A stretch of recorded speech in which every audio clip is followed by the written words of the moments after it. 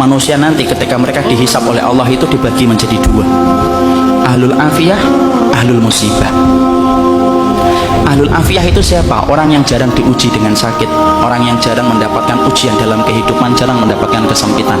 Namanya apa? Ahlul afiyah. Ada yang kedua, ahlul musibah. Ahlul musibah itu siapa? Orang yang hidupnya banyak sakitnya, banyak ujiannya, kesempitannya, kesulitannya. Itu namanya ahlul musibah. Ya. Ketika mereka dihisab oleh Allah Subhanahu wa taala,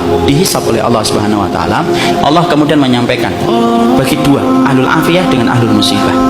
Kemudian Allah berfirman, "Uhsub."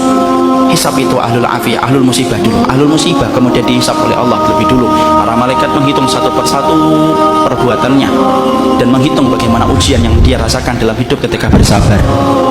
Kemudian para malaikat setelah mendapati semuanya selesai, mereka lapor sama Allah, "Ya Allah, ahlul musibah tidak tersisa dari dosanya kecuali sedikit, dan mereka mendapatkan pahala yang besar karena mereka bersabar atas segala musibah yang Kau berikan dalam kehidupan di dunia."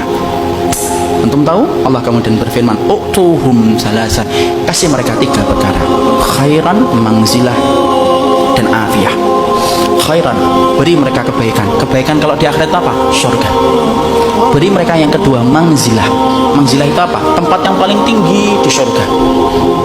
Tempat itu tidak bisa diperoleh dengan sholat, tempat itu tidak bisa diperoleh dengan sedekah, tempat itu tidak bisa diperoleh dengan haji dan umrah. Tempat itu hanya bisa diperoleh bagi orang yang mereka diuji oleh Allah dalam hidupnya dan dia bersabar.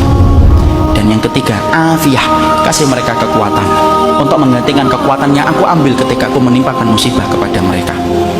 Maka ketika mereka dinaikkan ke tempat yang tinggi, ahlul afiyah, sebelum dihisab mereka mendongakkan kepala begini, saking tingginya mereka.